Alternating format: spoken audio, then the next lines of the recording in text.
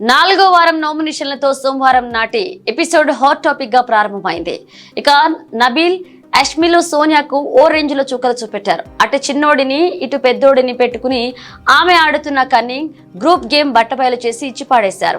అయితే హౌస్ లో ఒక ఆదిత్య ఓం తప్పిస్తే మిగిలిన వాళ్లంతా నోటికి పని చెప్పేవాళ్లే. ఇక ఆయనను నామినేట్ చేస్తే గొడవ ఉందని అనుకున్నారేమో కానీ సేఫ్ గా ఆదిత్యకు నామినేషన్లు గుర్తుపడేశారు హౌస్ మేట్స్ అంతా.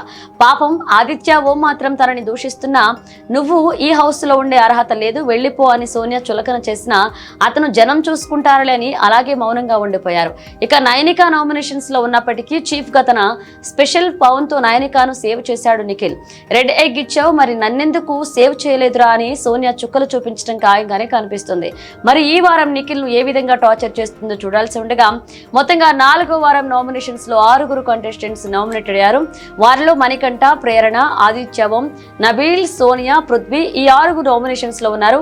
ఈ 6లో సోనియా ఎలిమినేట్ అయ్యే అవకాశాలు బలంగా కనిపిస్తున్నాయి. హౌస్ మొత్తం ఆదిత్య ఓం కి గుద్దుపాడేసిన హౌస్ లో వాళ్ళు టార్గెట్ చేసిన ఆడియన్స్ అండగా నిలబడుతుంటారు. ఇక ఆ లెక్కన చూస్తే ఈ వారం సోనియా బయటకు వెళ్లడం ఖాయంగా అనిపిస్తుంది. ఇకపోతే ఈ వారం చీఫ్ అండ్ రేషన్ టాస్క్లలో భాగంగా ఇంటికి కొత్త చీఫ్ చేరినట్లుగా తెలుస్తుంది.